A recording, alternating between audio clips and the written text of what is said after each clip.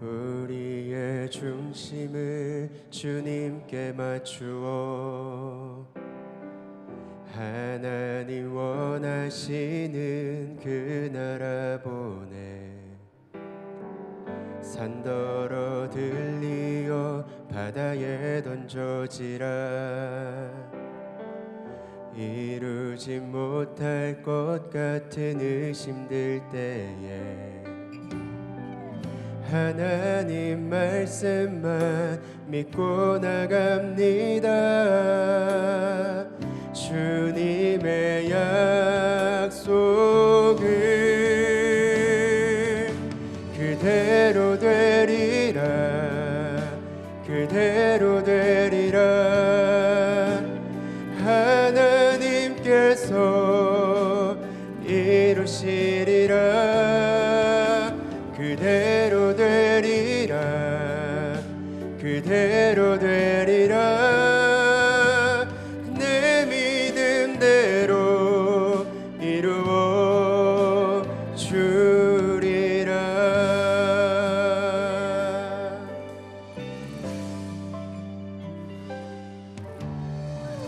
우리의 중심을 주님께 맞추어 하나님 원하시는 그 나라 보내 산더러 들리어 바다에 던져지라 이루지 못할 것 같은 의심들 때에 하나님 말씀만 믿고 나갑니다. 주님의 약속을 그대로 되리라 그대로 되리라 하나님께서 이루시리라 그대로 되리라 그대로 되리라 내 믿음대로 이루어 주리라 주님이 원하시는 길에서 크고 작은 시련들이 몰려와 도망가고 싶어도 포기하고 싶어도 그 어떤 것보다 하나님이 크시다는 것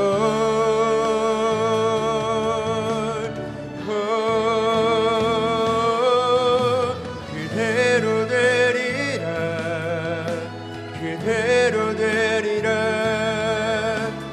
하나님께서 이루시리라 그대로 되리라 그대로 되리라 내 믿음대로 이루어 주리라 내 믿음대로 이루어 주리라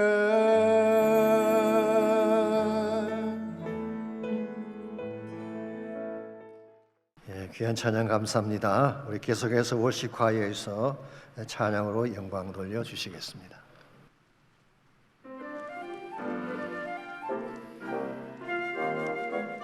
주님 다시 오실 그 약속을 믿고 나는 예비하리라 주의 성도들 모두 다 함께 하늘 영광 보리라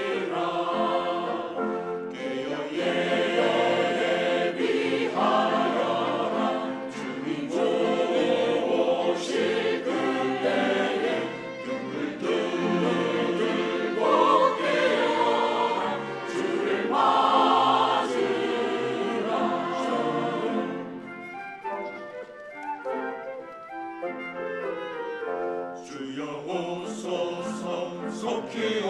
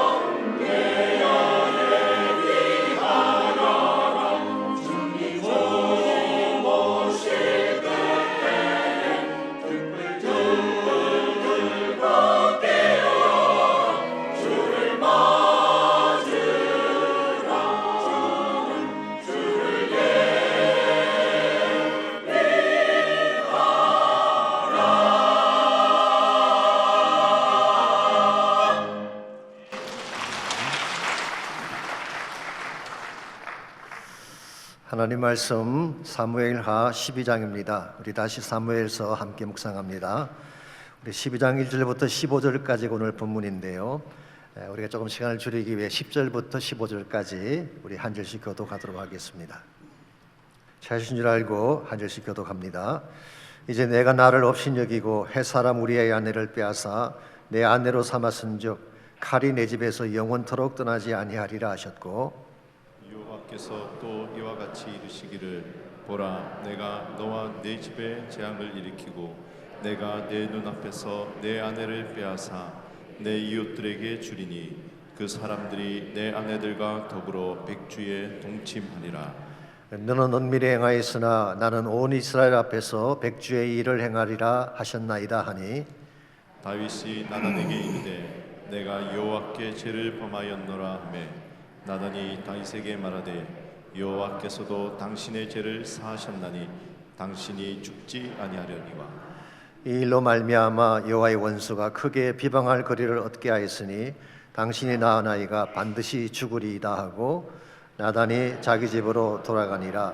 우리의 아내가 다윗에게 낳은 아이를 여호와께서 치심에 심히 알는지라. 아멘.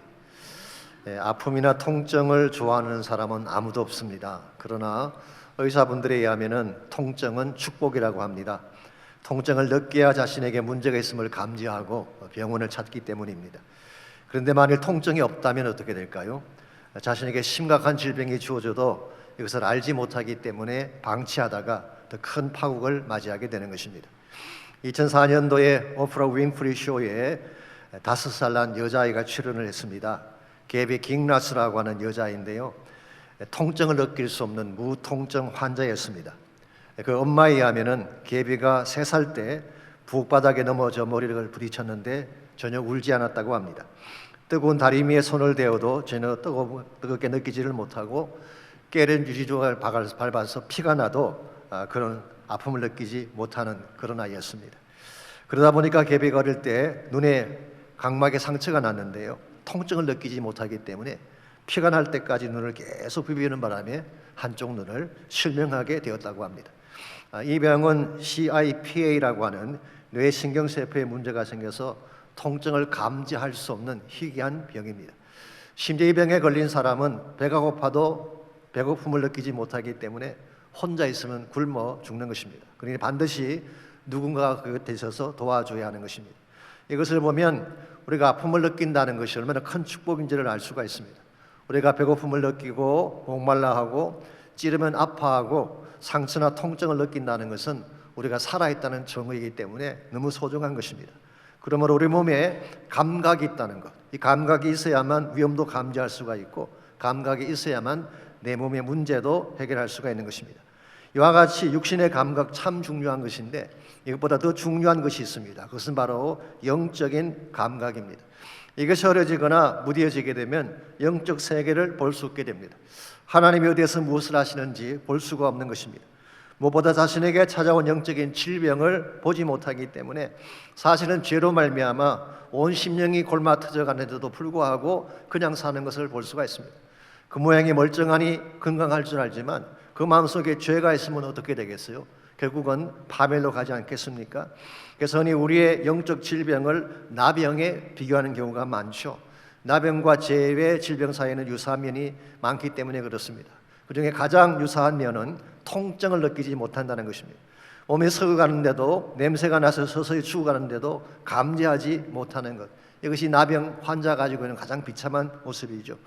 오랫동안 나병 환자들을 위해 사역했던 사역자 중에 우리 폴 브랜드라고 하는 외과 의사분이 계십니다. 이분은 인도에서 20년간, 미국에서 50년 동안 나병 환자들만 돌봤다고 합니다. 이분 인도에서 사역을 하실 때 병원 시설이 매우 열악했습니다. 밤이 되면은 쥐들이 병실로 들어와서 환자들의 몸을 공격을 합니다. 그런데 환자들은 감각이 없기 때문에 아무것도 모른 채 잠을 자는 것입니다.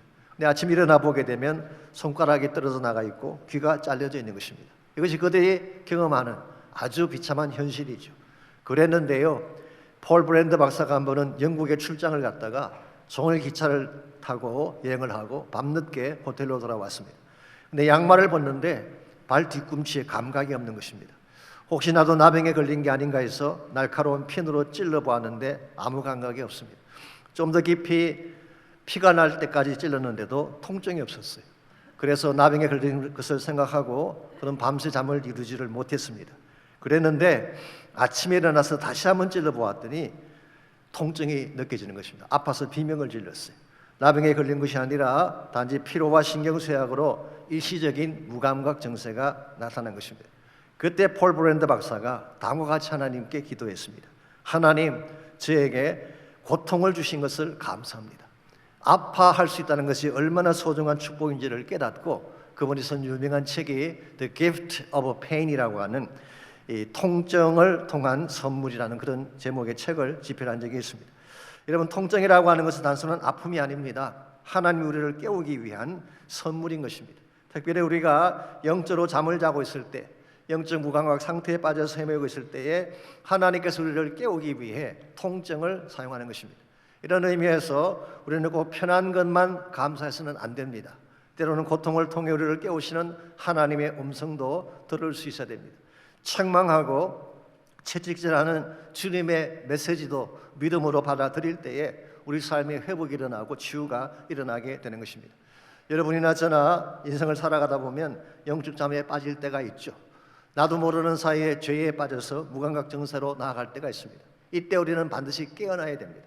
어떻게 하면 영적 잠에서 깨어나서 하나님이 기뻐하실 바른 삶으로 나아갈 수 있을지 오늘 같이 봉독한 본문을 중심으로 이것을 함께 정리해 보려고 합니다. 오늘 같이 읽은 본문에 보시면은 다윗이 영적 무감각 증세에 빠졌기 때문에 자기 자신도 보지 못하고 하나님도 보지 못했다. 그래서 하나님께서 책망으로 다가오신 말씀이 오늘 본문에 기록된 내용입니다.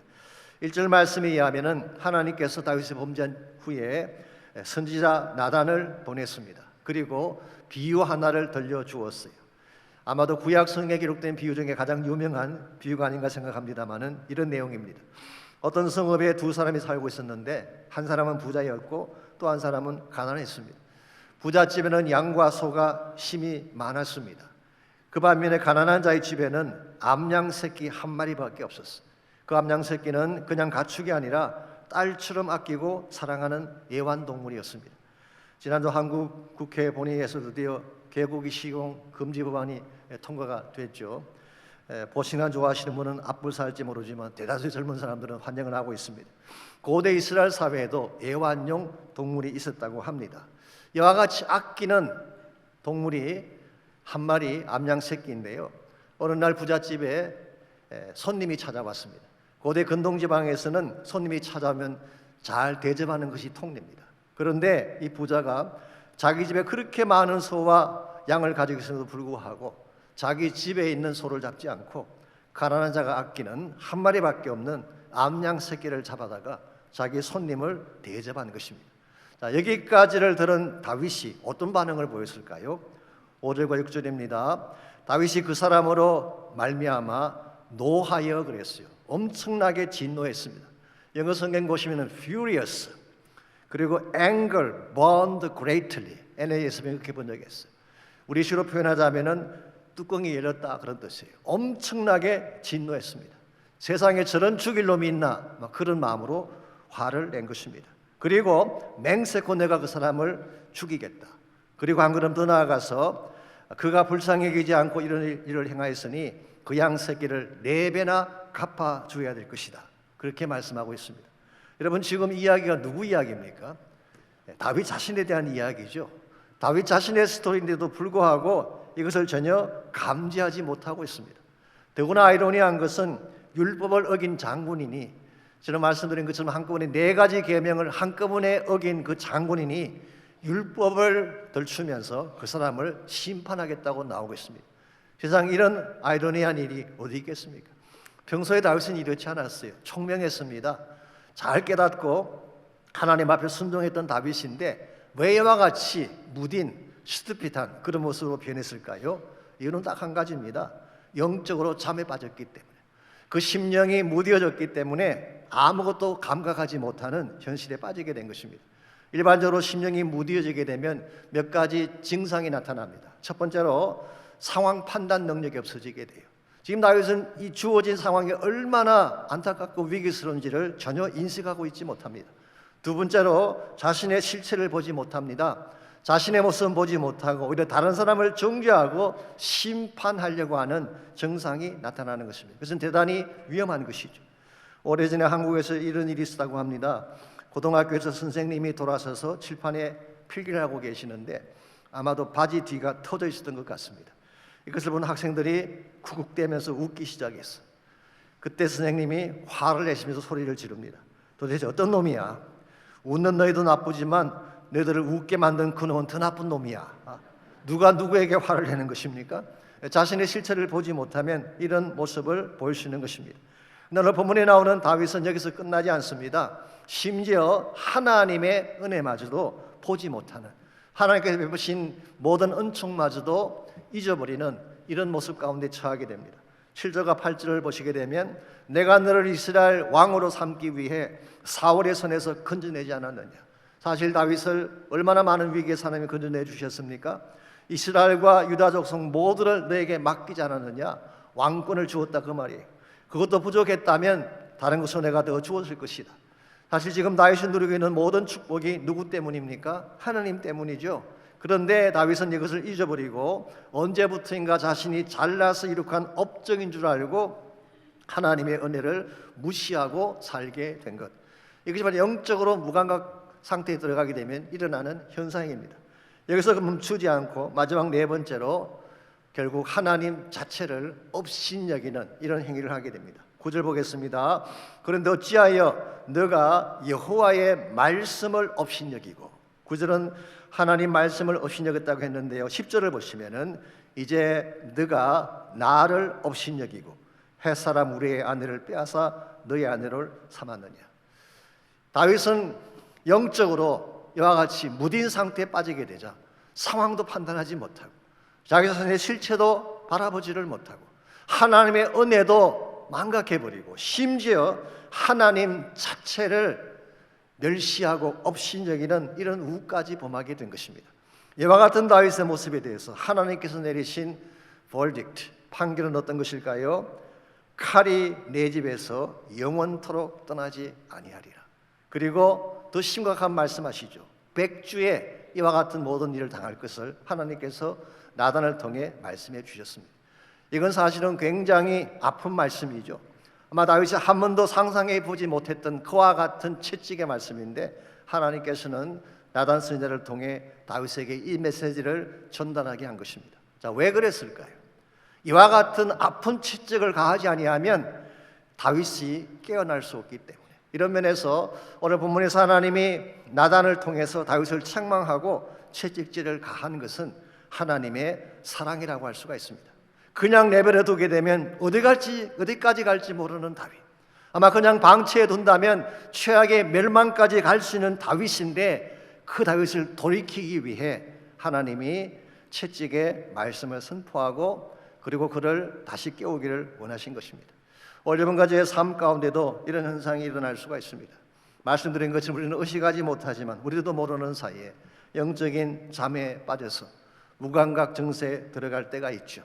그때 하나님께서 여러분과 저를 깨워주셔야 돼요. 이게 사실 하나님의 은혜입니다. 그냥 내버려 두지 않고 우리를 깨우시는 것, 그래서 우리를 하여금 다시 하나님의 기뻐하실 축복된 삶의 현장으로 나아가는 것, 이게 하나님의 은혜입니다. 우리가 어떻게 하면 비록 우리가 영적 잠에 빠져 있지만 영적 잠을 깨우고 하나님이 기뻐하시는 회복의 삶으로 나아갈 수 있을지 오늘 본문에 기록된 다윗의 케이스를 통해서 영적 회복을 이루는데 꼭 필요한 은혜를 함께 나누보려고 합니다. 첫 번째로 영적인 눈을 뜨고 회복으로 나아가려면은 방문의 은혜, 하나님께서 방문해 주시는 은혜가 우리에게 필요합니다. 1절 말씀 다시 보시게 되면요, 여호와께서 나단을 다윗에게 보내셨다고 했는데 이 시점이 언제쯤이었을까요? 다윗이 범죄한 직후가 아니었습니다. 14절 말씀 보시면은 다윗이 이미 아이를 가지고 있었잖아요. 그러므로 최소한 1년 이상의 세월이 흐른 후에 하나님께서 나단을 보낸 것입니다. 왜 그랬을까요? 사실 성경 주석가들은 여러 가지 많은 의견을 내놓고 있긴 합니다만은 제 생각에는 하나님께서 기다리신 것이다 그렇게 생각합니다. 다윗이 언젠가는 돌아오지 않겠는가 하나님 기다리셨어요. 그런데 아무리 기다려도 다윗이 돌아오지 않는 것입니다. 그때 하나님께서 직접 나단을 통해 다윗을 찾아가 주신 것입니다. 이게 사실은 하나님의 은혜죠. 여러분 모두가 다 아시겠지만 아쉽게도 우리 인간에게는 먼저 하나님을 찾는 마음이 없습니다. 하나님과 우리 사이를 갈라놓은 죄악 때문이죠. 인간이 먼저 하나님을 찾아가서 하나님 만나는 경우는 없어요. 그래서 하나님께서 먼저 우리를 찾아와 주시는 것, God's initiative. 이게 사실 성경이 기록하고 있는 가장 소중한 하나님 은혜의 한 모습입니다. 창세기를 보시게 되면 아담이 범죄했을 때에 누가 아담을 찾아갔나요? 하나님이 아담을 찾아가셨어요. 죄 짓고 숨어있는 아담을 찾아가셔서 너가 어디 있느냐 물으시고 그를 만나 주셨죠. 이게 하나님이 하시는 일이에요. 신약 성경에도 보게 되면 사울이라고 하는 악한 핍박자가 있었습니다. 나중에 사도 바울이 되긴 합니다만은 이 사울이 다메섹 도상으로 갈 때, 교회를 박해하기 위해 다메섹 도상으로 갈 때에 누가 그를 찾아가셨나요? 주님께서 찾아가셨어요. 그리고 주님이 사울을 변화시켜 주신 것을 성경이 기록합니다. 하나님이 먼저 하신 것입니다. 요한복음에 보시게 되면 나다나엘이라고 하는 제자가 나오죠. 이 나다나엘은 바돌로메와 같은 사람입니다. 그가 빌립의 전도를 받고 예수님을 만났을 때에 주님께서 뭐라고 말씀하셨나요? 빌립이 너를 부르기 전에 너가 무화과 나무 아래 있을 때 보았노라. 주님께서 먼저 그를 본 거예요. 그리고 주님이 그를 먼저 만나 주신 사건을 언급한 것입니다. 하나님은 모든 면에서 먼저 하십니다. 우리가 하나님을 사랑한 게 아닙니다. 하나님이 우리를 사랑하셨어요. 요한일서 4장 19절에 보게 되면 그가 먼저 우리를 사랑하셨다. God first loved us. 우리가 하나님을 사랑한 것이 아니라 하나님이 먼저 우리를 사랑하셔서 그 아들 예수 그리스도를 화목 제물로 주신 것. 이게 바로 복음의 핵심입니다. 죄로 말미암아 돌이킬 능력을 가지지 못한 여러분 같죠. 우리 힘으로는 하나님께 나아갈 수가 없는 그런 존재가 되었을 때에 하나님이 먼저 찾아봐 주셔서 내 마음을 열어주시는 것, 이게 얼마나 큰 축복이고 큰 은혜인지 알 수가 없습니다. 어저께 안드레 가정 한 가정에 신방을 갔는데요, 그 가정의 자매님 한 분이 그 자매님이 이런 간증을 해주셨어요. 이 가정은 원래 교회를 다니지 않던 분인데 미국에 와서 저희 교회에서 처음 예수님 만나고 신앙생활하게 된 그런 케이스입니다. 그런데 주님 만나게 되기까지 우연 같지만 사실은 우연이 아닌 하나님의 손길이 있다는 사실을 간증해 주셨어요. 남편 되시는 형제가 한국에서 소아과 의사로 정말 안정되게 삶을 사던 그런 가정인데 아들의 치료 때문에 자매님이 아이를 데리고 먼저 미국을 오셨고 나중에 그 남편이 오셨어요. 이 과정에서 그 시더스 사이나이에서 근무하는 저희 교회 안수주사님 가정이 있는데 그 가정을 만나게 됩니다. 사실은 두 가정이 한 번도 만나본 적이 없는 가정인데 그 가정을 만나게 됐어요.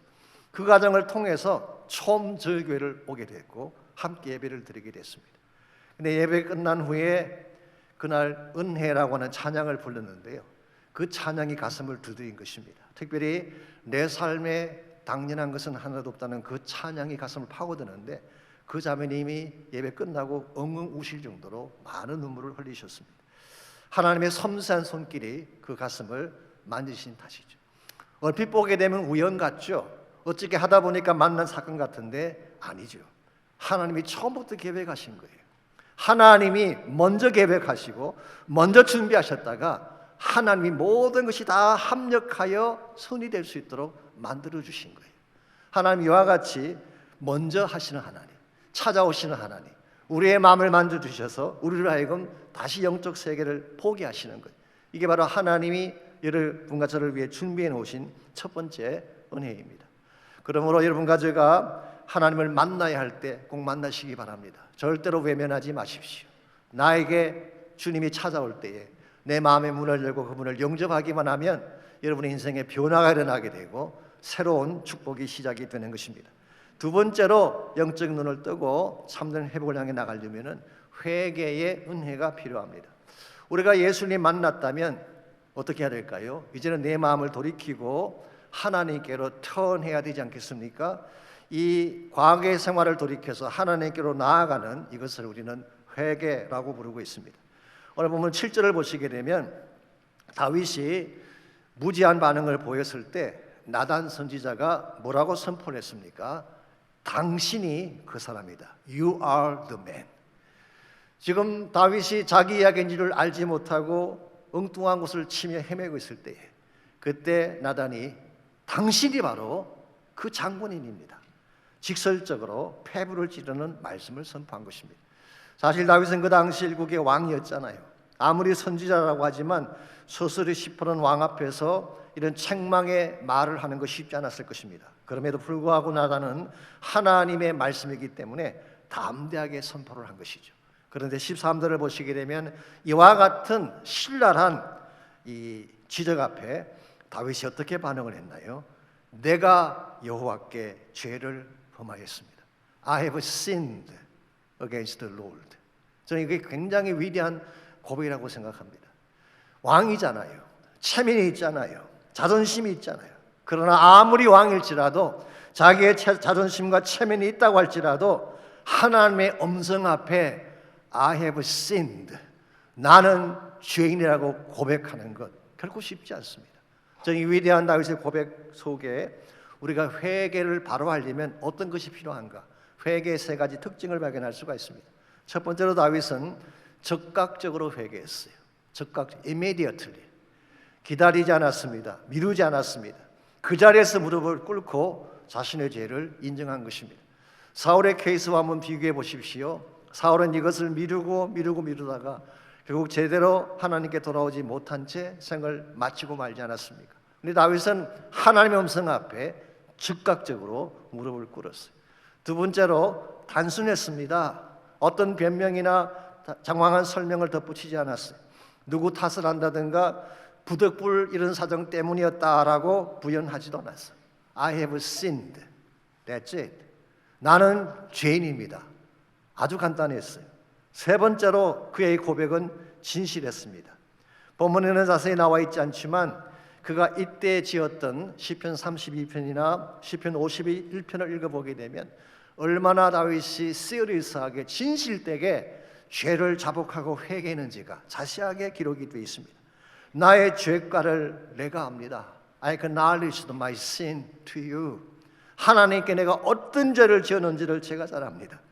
우슬초로 나를 정결케 하십시오. 내가 정하게 될 것입니다. 나의 죄를 씻어 주십시오. 내가 눈보다 희어질 것입니다. 주의 얼굴을 내 죄에서 돌이키시고 내 모든 죄악을 지워주십시오. 하나님의 내 속에 정한 마음을 창조하시고 내 안에 정직한 영을 새롭게 해주십시오. 나를 주 앞에서 쫓아내지 마시고 주의 성령을 거두어가지 마십시오.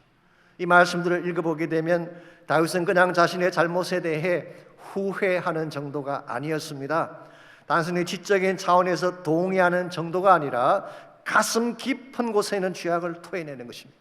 모든 불순물과 찌꺼기들을 다 제거하고 자기의 심령 속에 새로운 마음을 창조해 주실 것을, 정직한 영을 창조해 주실 것을 간구한 것입니다.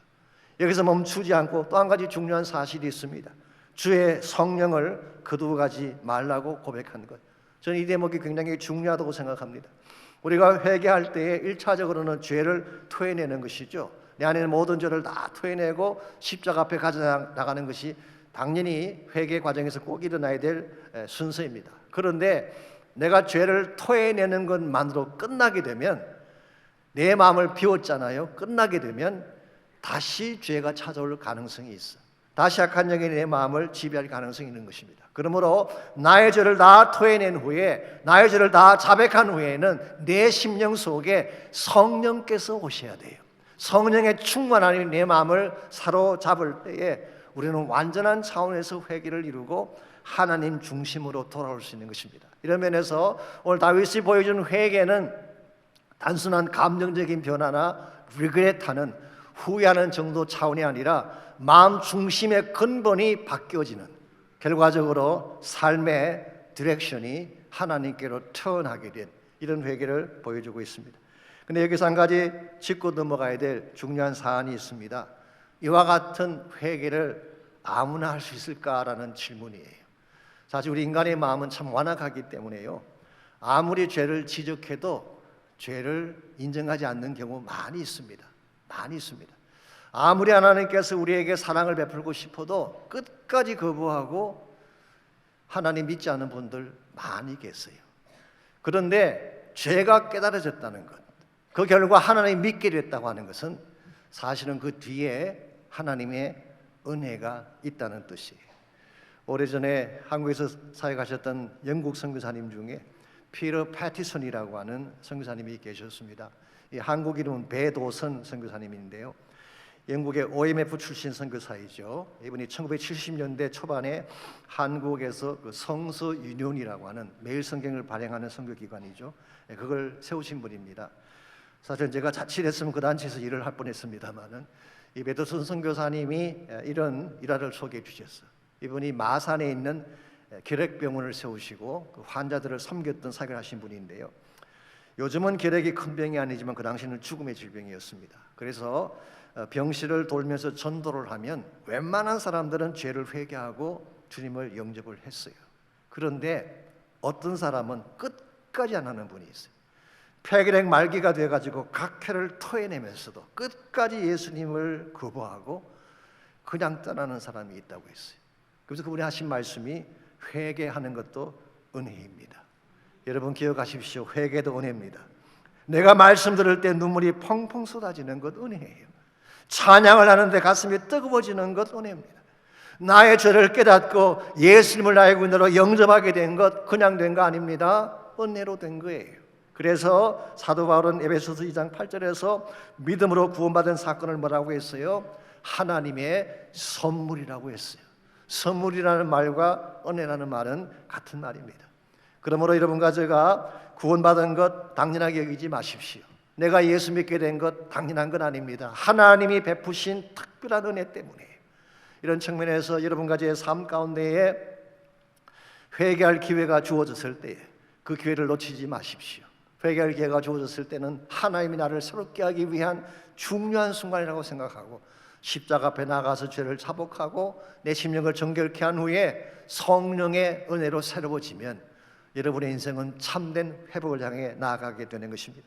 이와 같이 죄로 말미암아 붕괴된 나의 심령이 회복되어져서 진정한 회복을 향해 나가기를 원한다면 1차적으로는 하나님 만나야 돼요. 날 찾아오신 그분을 나의 중심에 영접하는 나의 신앙이 필요합니다. 두 번째는 내 심령 속에는 모든 죄의 찌꺼기를 다 제거하고 성령 안에서 하나님을 향해 삶의 방향을 바꿔야 하는 것입니다. 이것이 바로 성경이 말하는 repentance, 회개이죠. 세 번째로 영적 눈을 뜨고 참는 회복을 누리기를 원한다면 치유하시는 은혜를 받아야 돼요. 치유의 은혜. 하나님께서는 우리를 구원하신 후에 우리 삶의 갖가지 깨어진 부분들을 치유해 주십니다. 이게 하나님이 부시는 또 하나의 은혜입니다. 13절 말씀을 다시 보시기 바랍니다. 자, 다윗이 회개했을 때에 하나님께서 뭐라고 말씀하셨는지 13절입니다. 다윗이 나단에게 이르되 내가 여호와께 죄를 범하였노라 하매 나단이 다윗에게 말하되 여호와께서도 당신의 죄를 사하셨나니 당신이 죽지 아니할 것입니다. 여기 보게 되면 다윗이 회개하는 즉시 하나님께서도 죄를 사하여 주셨다. The Lord has forgiven. 어떤 영어 성경은 taken away the sins. 다윗의 심령 속에 있던 모든 죄를 다 제거해 주셨다. 그렇게 번역하기도 했습니다. 자, 우리가 회개하게 되면 하나님 용서하십니다. 그리고 용서는 완전한 용서인 것입니다. 그런데 14절을 보게 되면 이와 같이 용서를 말씀하신 후에 그가 낳은 아이가 반드시 죽게 될 것이라고 말씀하셨어요. 뿐만 아니라 나중에 이 다윗의 집안에 칼바람이 불 것을 말씀해 주셨죠. 우리 여기서 조금 생각을 해봐야 됩니다. 하나님께서 용서하셨으면 모든 게 다 끝나야 되는 거 아닌가요? 성경 기록하기를 동이서에서 먼 것 같이 죄를 기억조차 아니하신다고 성경은 말씀하셨는데 오늘 본문을 보게 되면 용서하고도 마치 징벌이 남아있는 것처럼 느껴지기 때문에 여기는 설명이 조금 필요합니다. 여러분과 제가 회개하게 되면요 하나님 분명히 용서하십니다. 그리고 다시 말씀드리지만 그것은 완전한 용서입니다. 그런데 죄를 용서하셔도 죄가 남긴 영향력마저 일시에 사라지는 것은 아니라는 뜻이에요. 여러분 못을 박았잖아요. 옷을 뽑아내면 뭐가 남나요? 바뀌었던 흔적이 남게 되죠. 죄도 마찬가지입니다. 우리가 죄를 자복하게 되면 하나님께서 죄를 뽑아내어 주십니다. Taken away 해주세요. 그렇지만 그 죄가 남겼던 악한 영향력, 그 자취는 남아 있을 수밖에 없다는 것입니다. 예를 들어서 오늘 본문에서 다윗이 회개했다고 해서 죽었던 우리아가 다시 살아 돌아올 수 있을까요? No way. 다윗이 회개했다고 해서 깨어진 바세바의 가정이 다시 이전으로 돌아갈 수 있을까요? 돌아갈 수가 없습니다. 그러므로 다윗이 회개할 때 하나님께서 용서하셔서 다윗이 죽진 않았지만 그러나 그가 저질렀던 죄의 영향력이 다윗의 가문 가운데 임하게 된 것입니다. 1차적으로는 다윗과 바세바 사이에 태어났던 아들이 죽게 되고 나중에 다윗 가문에 압살롬의 반란으로 말미암은 칼바람이 일어나게 되지 않습니까? 그러므로 분명히 죄가 남긴 상처의 자국은 있습니다. 그런데 여러분 기억하십시오. 이것마저도 궁극적으로 하나님이 치유해 주십니다. 이것이 바로 성경이 말씀하고 있는 은혜예요. 오늘 본문의 뒤편을 읽어보시게 되면 바세바가 낳았던 처자들은 죽게 되지만 그 대신 하나님이 또 하나의 아들을 주시죠. 그 아들이 누구인가요? 솔로몬이었어요. 솔로몬의 이름 뜻이 무엇입니까? 솔로몬이란 이름은 샬롬과 같은 어원, 피스란 뜻이에요. 다윗이 범죄함으로 말미암아 아픔이 찾아왔어요. 깨어짐이 찾아왔어요. 수많은 고통이 찾아왔지만 하나님께서 솔로몬을 통해 다시 그 마음 가운데에 다윗의 가문 속에 평강의 축복을 안겨주신 거예요. 나중에 좀 더 자세히 다룰 것입니다만은 심지어 압살롬 때문에 일어났던 모든 고난마저도 궁극적으로 하나님이 치유하셔서 다시 다윗의 왕조가 일어서게 하신 것. 이게 바로 치유하시는 하나님의 은혜입니다. 우리의 잘못 때문에 우리가 깨뜨린 삶을 하나님이 만져주시고 고치셔서 다시 새롭게 하신다는 뜻입니다. 시편 40편에 보게 되면 이 시편 40편 말씀은 다윗이 압살롬에게 반란당해서 쫓겨날 때 그때 기록한 시로 많은 성경학자들이 말하고 있습니다. 시편 40편 17절에 보게 되면 이런 고백이 나옵니다. 나는 가난하고 궁핍하오나 주께서는 나를 생각하시오니 주는 나의 도움이시오 나를 건지시는 이십니다. 제가 The Message Bible이라고 우리 약간 의역한 성경이 있습니다. 그 성경을 봤더니 이렇게 번역이 되어 있어요. I am a mess. 나는 지금 엉망진창이 됐습니다. I am nothing and have nothing. 나는 아무것도 가지지 못한 빈털터리가 됐습니다. Make something of me. 다시 나를 만들어 주십시오. 다시 나를 정돈시켜 주십시오. You can do it. 나는 할 수 없지만 하나님, 당신은 할 수 있습니다. 우리가 죄를 짓게 되면 우리 인생이 메스업 되죠. 내가 메스업 시킨 나의 인생, 나 때문에 깨어지고 부서진 가정의 아픔, 내가 메스업 시킨 것을 하나님이 다시 회복시켜 주신다는 거예요. 나의 힘으로 다시 깨어진 인생을 회복하는 것은 불가능하지만 God, you can do it. 하나님, 당신은 할 수 있습니다. 이게 다윗의 고백이었습니다. 그러므로 여러분 기억하십시오. 아무리 망가지고 아무리 밑바닥까지 떨어졌다고 할지라도 포기하면 안 됩니다. 그럴지라도 하나님께 나아가야 돼요. 그리고 하나님의 은혜를 구하게 되면 깨어진 나의 삶을 하나님이 만져주시고 다시 빚어내 주셔서 다시 새롭게 살 수 있도록 힘을 부어 주시는 것입니다. 이런 의미에서 하나님의 은혜에는 제한이 없습니다. 누구든지 어떤 케이스에 속한 사람이든지 하나님의 은혜 앞으로 나오기만 하면 치유가 가능하고 회복도 가능하고 새 삶을 사는 것이 가능한 것입니다. 워싱턴에서 목회하시는 제 친구 목사님이 계시는데요. 선교를 가장 많이 하는 교회입니다. 제가 알기로 미국 내에서 단일 교회로서는 가장 많은 선교사를 파송한 아주 전형적인 미셔널 처치 그 목회하시는 목사님이 계시는데요. 개척 초기에 이분이 병원 신방을 많이 다니셨어요. 그 조지 타운 유니버시티 하스피털 거기 신방을 많이 가셨는데 한 번은 병실에 들어갔더니 한 형제가 누워 있는데 처참할 그런 모습이었어요. 암 말기였습니다. 온몸에 암이 퍼져 있고 얼굴은 풍선처럼 부어 있고 목에 구멍을 뚫고 호흡을 했기 때문에 숨쉬기조차 힘든 그런 상태였습니다. 목사님 병실로 들어가자 목사님 제발 저를 위해 좀 기도해 주십시오. 숨만이라도 쉬게 해 주십시오. 이 간청을 했어요.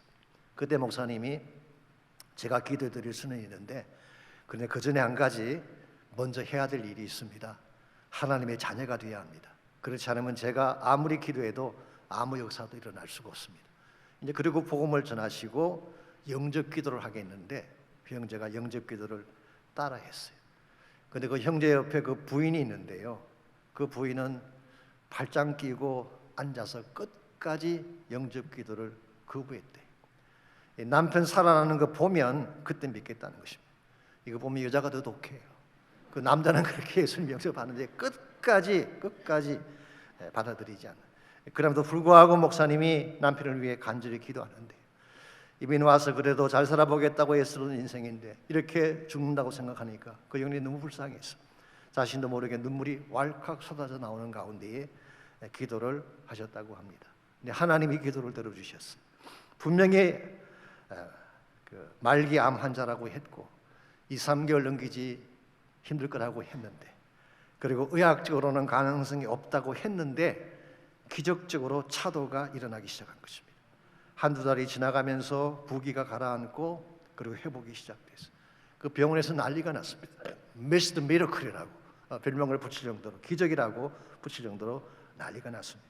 그래서 2-3개월밖에 살지 못한다던 그 사람이 10년 이상을 더 살았고요. 그리고 그렇게 독하던 그 와이프도 예수님 만나서 변화되고 교회 충성을 다하게 되는 그런 자매가 됐다는 실화가 있습니다. 사랑하는 형제자매 여러분, 하나님이 만지시면 어떤 인생도 치유될 수가 있습니다. 하나님께서 만지시면 어떤 완악한 인생도 예수 앞으로 돌아올 수 있게 되고 예수님 만나기만 하면 하나님 은혜 받게 되는 것입니다. 어려움과 저의 삶의 성패를 결정하는 것은 결국 하나님의 은혜입니다. 은혜 없이는 우리가 살 수 없어요. 은혜 없이는 회복될 수가 없습니다. 내가 죄 가운데 처했을 때에 나를 먼저 찾아오신 하나님의 은혜, 내가 죄를 알지 못한 채 죄의 구렁텅이에 빠져 있을 때에 죄를 깨닫게 하시고 예수님 믿게 하신 하나님의 은혜, 무엇보다도 내가 저질러 놓았던 모든 삶의 메스업을 하나님이 다 정돈시키시고 치료하셔서 다시 일어서게 하시는 하나님의 은혜, 이 은혜가 여러분을 살게 하고 여러분을 다시 일어나게 만듭니다. 혹시 여러분 가운데에 건강하지 못하고 망가지고 깨어진 삶을 사는 분이 혹시 계십니까? 두려워하지 마십시오. 염려하지 마십시오. 이 아침 하나님의 은혜 앞에 나오시기 바랍니다. 은혜의 보좌를 붙잡고 기도하게 되면 하나님, 나는 정말 망가진 인생입니다. I am a mess. I am nothing. 나는 아무것도 아닙니다. 하나님 도와주십시오. 나를 만져주십시오. 치료해 주십시오. 기도하면 이 아침 하나님 반드시 여러분의 마음을 만져주시고 치료하셔서 다시 일어나게 하실 거예요. 우리에게 주어진 것 가운데 우연은 없습니다. 내가 누리는 모든 축복 결코 당연한 것 아닙니다. 하나님의 은혜예요. 우리 모두가 이 은혜 앞에 새로운 마음으로 나아가서 은혜를 찬양하고 감사하고 우리 남은 생에 은혜 붙잡고 살겠다는 고백으로 주 앞에 나가는 시간이 있기를 바랍니다. 내가 누려왔던 모든 것들이, 내가 지나왔던 모든 시간이, 내가 걸어왔던 모든 순간이 당연한 건 아니라 은혜였어. 아침에 해가 뜨고 저녁에 노을, 봄의 꽃향기와 가을의 열매, 변하는 계절의 모든 순간이 당연한 건 아니라 은혜였어. 모든 것이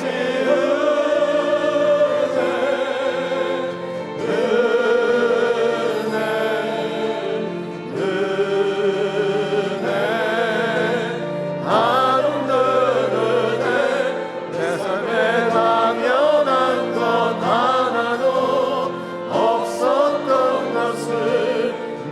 것이 은혜였소.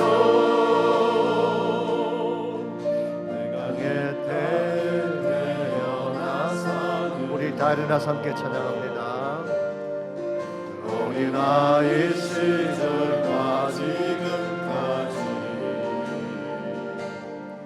숨을 쉬며 살며 꿈을 꾸는 삶,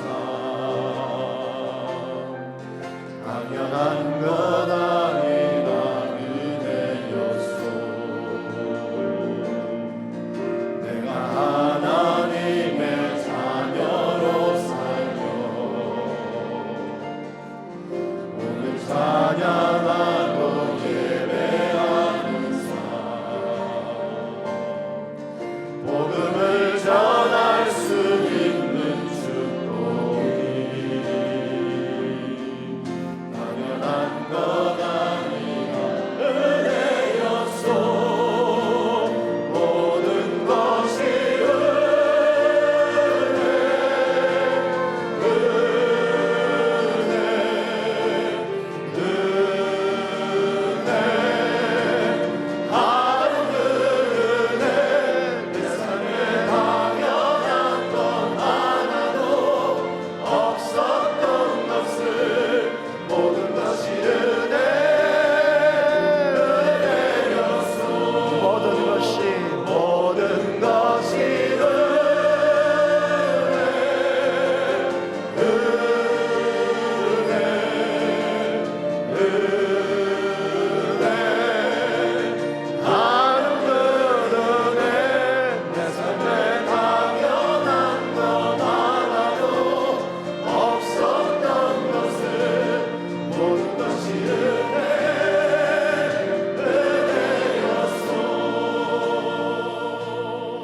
그렇습니다. 우리에게 주어진 모든 것이 하나님의 은혜였음을 고백합니다.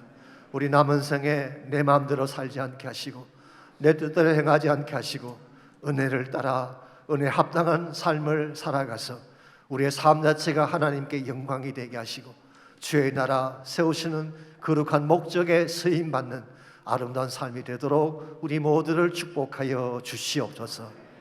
이제는 우리 구주 예수 그리스도의 은혜와 하나님 아버지의 무한하신 사랑과 성령님의 충만한 임재하심이 예배를 마치고 돌아가는 모든 성도 한 분 한 분에게 그들의 가정 위에 삶의 터전 위에 자녀들과 자손들 위에 이제로부터 항상 함께 해주시기를 살아계신 예수님의 이름으로 간절히 축원하옵나이다.